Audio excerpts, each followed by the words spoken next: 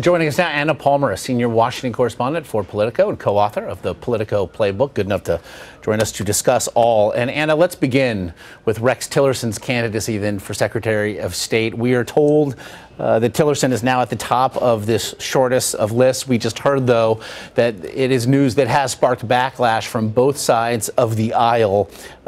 If nothing else, how difficult a confirmation would Tillerson find? I think you're definitely going to find that he would have a much more difficult time than a John Huntsman, Mitt Romney, or particularly a Senator Bob Corker. The Senate never really takes on one of their own in a very aggressive manner. I think obviously we're already starting to see some of the points where you're going to see senators try to really pick apart Rex Tillerson and his background. Certainly the fact of lobbying of ExxonMobil and the fact that they have lobbied heavily the State Department. What is the conflict of interest there? As well as, what is his relationship with Russia, and how do different senators feel comfortable with that? You've already seen Florida Senator Marco Rubio and others on the Republican side say that they would have some issues with this. President-elect Trump himself spoke about Rex Tillerson's qualifications in an interview yesterday. I want to take a look and listen, get your response on the other side. To me, a great advantage is he knows many of the players.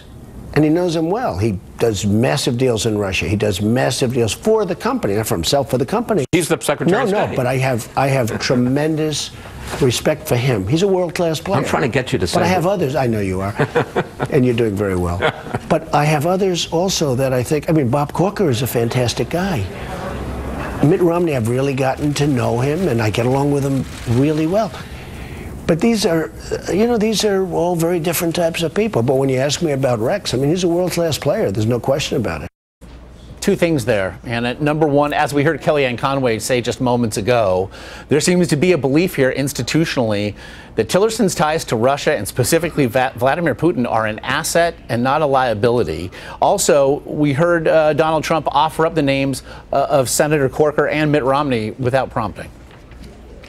Yeah, absolutely. I think as far as Tillerson, you've heard him say, he's a world-class player, he's a deal maker. Those are things that Donald Trump clearly wants in his cabinet picks in terms of what he's looking for, less of maybe the traditional route. This would be probably the first businessman to have this role in decades. So it's definitely unconventional, which I think he also really appreciates. As far as Mitt Romney and Bob Corker being mentioned, I think Donald Trump loves the drama. He loves that this is kind of being played out on this stage. It's almost like, the reality television show, who's going to get the final rose here. And we don't know yet, but I think he's trying to keep his options open until midweek when he makes his final decision. But we're seeing the drama now hit something, it feels, of a critical mass here. And obviously the Tillerson pick walks hand in hand with this rift now between Donald Trump and the Trump transition team and the CIA over its investigation into Russian hacking. Essentially, once again, the president-elect, while suggesting he would put a Secretary of State in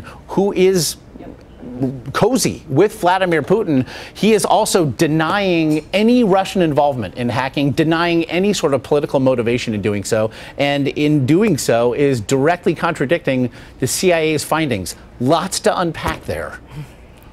Yeah, absolutely. I think what we're seeing is a rift between the intelligence community and Donald Trump that was, months in the making during his campaign season. So this is not necessarily surprising that he's coming out on the other side of the intel community, although it's certainly unprecedented when in terms of having this kind of public back and forth with the president-elect and the CIA. At the same time, I think Donald Trump has praised Russia and Putin for, the entirety of his campaign. So I think the fact that he might pick somebody who has a relationship, who has done business in Russia, isn't necessarily that surprising. We had Mike Morell on, former acting director of the CIA, earlier today. He pointed out that if Rex Tillerson was appointed here, that no one on the national security team would have crafted or implemented foreign policy if, again, Rex Tillerson is named Secretary of State. He also, in discussing John Bolton, whose name is out there for Deputy Secretary, called him a conspiracy theorist. Specifically, John Bolton's claims that the hacking stories could, in his opinion, be a false flag operation by the administration. It seems, again, a very fine line here that we are walking.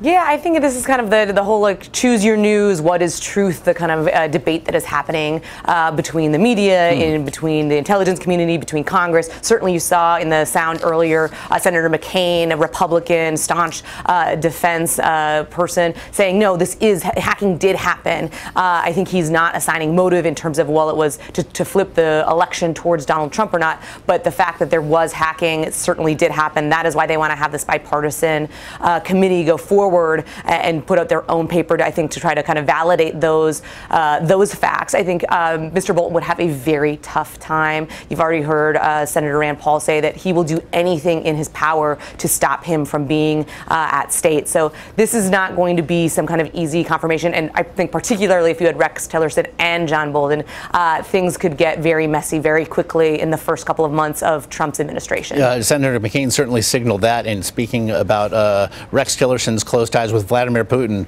Senator McCain this weekend again reiterated that he believes Vladimir Putin to be a KGB agent, a thug, and a murderer. Still lots to get to, but we leave it there for now. Anna Palmer at Politico, as always, we appreciate the insight.